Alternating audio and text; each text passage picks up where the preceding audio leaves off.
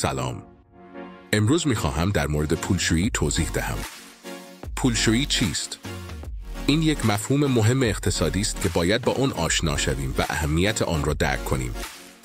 پولشویی فرایندی است که مجرمان از آن برای پنهان کردن منشأ غیرقانونی پولهایشان استفاده می‌کنند تا بتوانند از آن بهره‌مند شوند و فعالیت‌های خود را مخفی نگه دارند.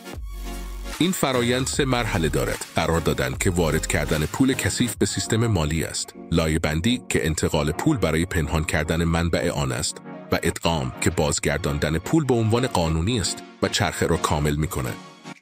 پولشویی جرم بزرگی است و به اقتصاد و جامعه آسیب می‌رساند.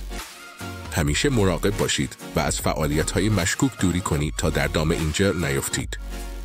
با آگاهی از این فرایند پیچیده می‌توانیم در برابر اون هوشیار باشیم و به حفظ سلامت جامعه و اقتصاد کمک کنیم. دانش ما قدرت ماست و ما را امن نگه می‌دارد.